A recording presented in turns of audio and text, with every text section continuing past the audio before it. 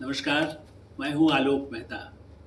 आंखों देखा भारत में हम उन घटनाओं की चर्चा कर रहे हैं जिस समय में जनता पार्टी आई, उस क्रम से एक के बाद एक चल रहा है।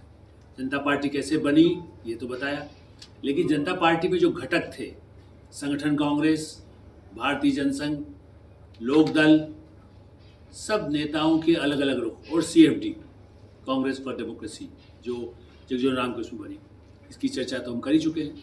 अब कहने को एक तरफ जनता पार्टी थी, घटक थे उसके अंदर, सीएफडी जरूर अलग थी, लेकिन इन घटकों ने कैसे कैसे झटके दिए, घटकों के झटके। चरण सिंह क्या झटके देते थे, मोरारजी देसाई जो सबसे बुजुर्ग नेता, गांधीवादी, उनको कितना गुस्सा आता था, वो किस बात पर अड़ जाते थे, राजनारायण किस बात पर अड़ जाते थे, चरण सिंह कैसे लड़ जाते थे, और चंद्रशेखर फिर सबको सुलझाने के लिए क्या करते थे। चंद्रशेखर को भी कब ऐसा नहीं, वो तो यंग तर्क से बनकर के पार्टी के अध्यक्ष बने थे। किसने किस तरह से रोका, किस तरह से टोका और किस तरह से झटके दिए, इसकी कुछ झलक आपको बता। मोरारजी भाई जो सबसे बड़े नेता, उनसे शुरू करें। चरण सिंह उनके डिप्टी प्राइम मिनिस्टर, उनके होम मिनिस्टर, और मोरारजी भाई ने इस बात पर रोक लगा दी। चरण सिंह ने कहा, भाई मुझे हार्ट का मुझे प्रॉब्लम है, मैं जब दिल्ली से बाहर यात्रा पर जाऊं तो मेरे साथ एक डॉक्टर जाना जरूरी है। मोरारजी मैंने जो उनसे ऑफिस से कहलवाया गया, प्रधानमंत्री कार्यालय, मैंने मोरारजी भाई खुद ने निर्णय लिया, इनको कोई साथ में किसी आदमी को ले जाने की जरूरत नहीं है। अजीब बात है सुनने का, क्यों प्रधानमंत्री के साथ डॉक्टर नहीं चलता तो इनको क्यों चलना चाहिए। अब चरण सिंह परेशान हो गए, उनको उत्तर प्रदेश ही था, उस समय ऐसे बहुत बड़े हेलीकॉप्टर्स कब होते थे, आई एम टॉकिंग 77। मोरारजी भाई अपने होम मिनिस्टर को डॉक्टर ले जाने को तैयार नहीं, जबकि चरण सिंह के परिवार के भी एक सदस्य डॉक्टर थे। बड़ी मुश्किल हुई, जा करके चंद्रशेखर जी को समझाना पड़ा मोरारजी भाई को, महाराज प्रधानमंत्री जी मान जाइए, दया करिए, वो बुजुर्ग हैं, उत्तर प्रदेश इतना बड़ा स्टेट है। आप देखिए मोरारजी भाई इंदिरा जी से लड़ाई की थी, वो अलग बात है, अपने होम मिनिस्टर को डॉक्टर देने को तैयार नहीं कि साथ यात्रा कर सके, यदि कुछ ज़्यादा अचानक संकट आ जाएगा। आजकल तो विधायक या मंत्री छोटे छोटे भी होते हैं, वो भी अपने साथ सहायक, दो सहायक तो ट्रेन में भी मिलता है, लेकिन मोरारजी भाई हैं, उनको कौन से कोई मना करे। अब चलिए उनके चरण सिंह जी की बात करें।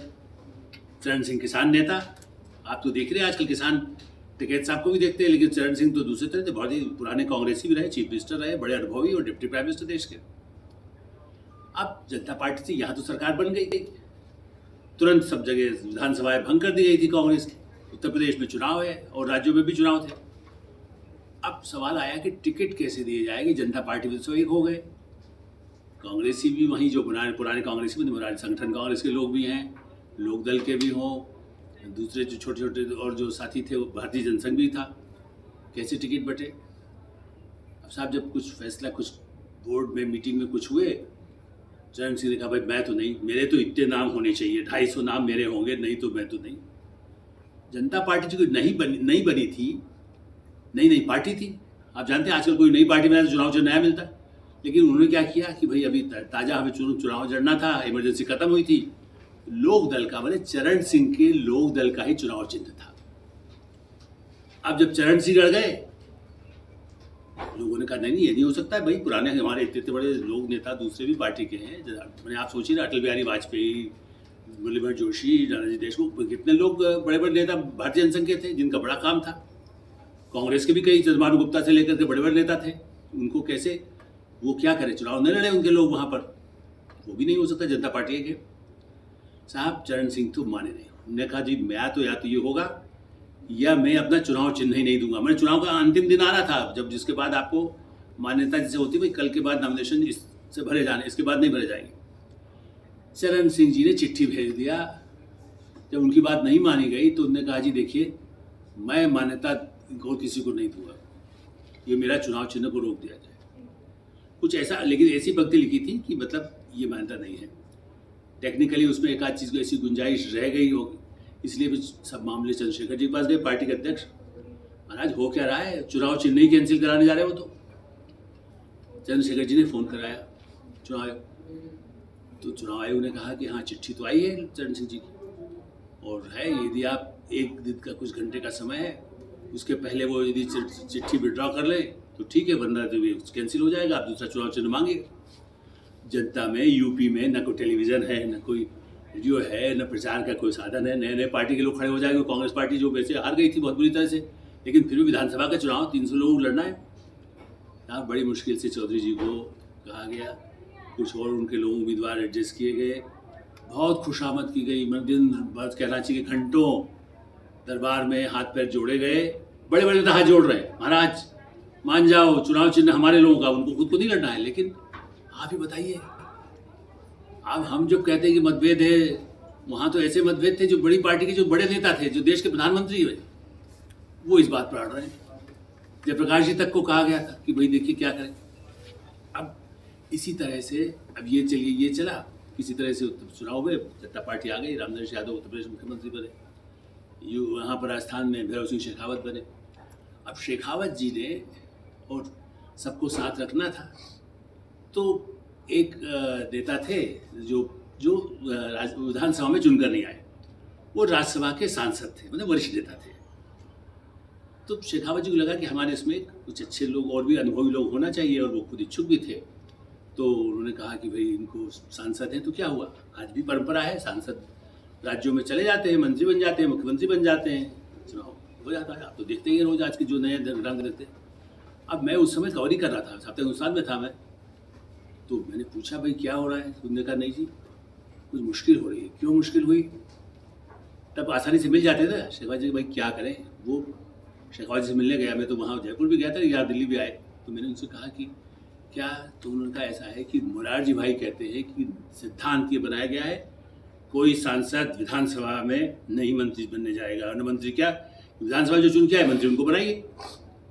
आजकल तो सीधे टपक के आ जाते हैं ना, राज्यसभा में आ जाए, लोकसभा में आ जाए, कहीं से भी उसको खड़ा कर दीजिए, मंत्री बना दीजिए, 6 महीने बाद जीतेगा। अब मोरारजी भाई चूंकि प्रधानमंत्री भी थे, देश के प्रमुख नेता थे, पार्टी में अध्यक्ष चाहे चंद्रशेखर हो, फिर एक और उनके सहयोग थे कुमार अमार, पहले उनके थ्रू फिर उनको भेजा गया, चंद्रशेखर का भी तुम जाके बात करो कि भाई उनको ज़्यादा गुस्सा आता है मोरारजी भाई को, तो उनके पास गए कि साहब वो सांसद जी को मंत्री बनाना। मेरी बात हो गई है भैरव सिंह से, मैंने कह दिया है कि नहीं बनेंगे। एक अजीब सा, एक मुख्यमंत्री एक आदमी को, एमपी को मंत्री नहीं बना सकता है प्रदेश का, सांसद अपनी मर्जी से कुछ नहीं कर सकता, पार्टी फैसला नहीं कर सकती। फिर से चंद्रशेखर जी देखिए बड़ा जोरदार बात है, वो यंग ट्रक थे इंदिरा गांधी काल में, लेकिन उनको इसीलिए बनाया गया, जेपी ने कहा था भाई तुम बनना है, तुमको किसी को संभालना, तुम्हें गुस्सा आता है, तुम अपने को संभालो, अपने गुस्से को भी, दूसरों का गुस्सा भी ठान करो। फिर जाकर के बड़ी मुश्किल से मोरारजी भाई को बनाया गया, मोरारजी भाई ने किसी तरह से अनुमति दी, तो कैसे कैसे सुलझाना पड़ता था। और मोरारजी भाई और चरण सिंह में जब इंदिरा गांधी को लेकर के भी भाई गिरफ्तार हो जाए, गिरफ्तार होने के बाद जमानत भी होती, जमानत न होने दे, चरण सिंह इस पर अड़े हुए थे, और मोरारजी भाई और चंद्रशेखर इसके पक्ष में नहीं थे कि भाई ऐसा नहीं कि जमानत नहीं लेने दीजिए, आप किसी भी चीज़ को नहीं, आपने वैसे ही जबरदस्ती जेल भेज जो भी आधार बना लिया, नहीं हमको जेल भेजना है, इन्होंने भ्रष्टाचार किया है।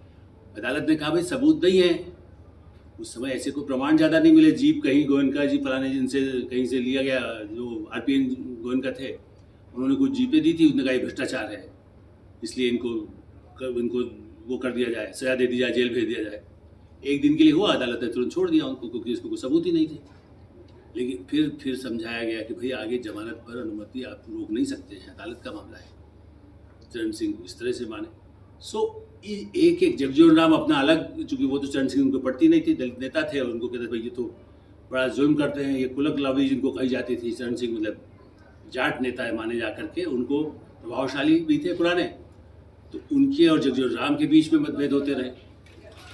अब फिर कैसे जनता पार्टी टूटी, इसकी चर्चा तो आगे करेंगे, लेकिन आप इससे अंदाज लगाइए कि मोरारजी भाई, चरण सिंह, जगजीवन राम, ये आश्चर्य की बात है, जरूर अच्छी बात भी कह सकते हैं कि अटल बिहारी वाजपेयी या भारतीय जनसंघ के जो नेता थे, नानाजी देशमुख, बड़ी प्रमुख भूमिका जिनकी होती थी, उन्होंने कभी इस तरह से जनता पार्टी को अपनी तरफ से कोई संकट में नहीं डाला कि ये तो आप करेंगे। वो वैचारिक मतभेद के कारण दूसरे लोग जज वगैरह अलग नाराज हुए, वो अलग बात है, वो तो बहुत बात की बात है जिसकी चर्चा हम आगे कभी करेंगे।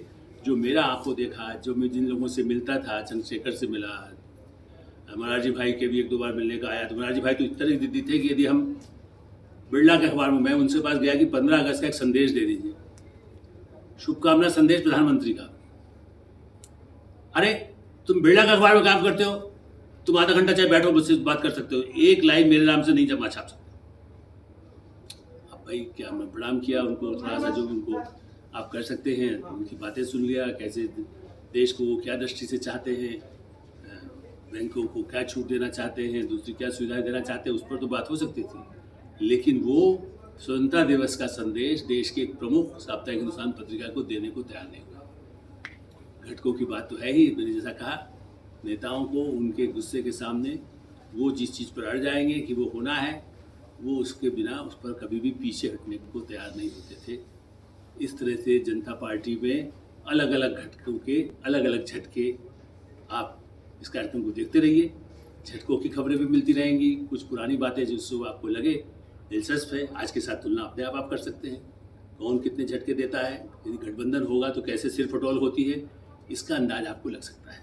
इंडिया न्यूज़ पर इस कार्यक्रम को देख करके आपको जो अपने विचार हो अवश्य भेजिए। धन्यवाद। अगर आपको हमारा ये वीडियो पसंद आया हो तो वीडियो को लाइक करें और चैनल को सब्सक्राइब करें, और हाँ, बेल आइकन को दबाना ना भूलें ताकि आप तक वीडियो का नोटिफिकेशन पहुंचता रहे। देश और दुनिया की तमाम खबरों के लिए देखते रहिए इंडिया न्यूज़ नेशनल।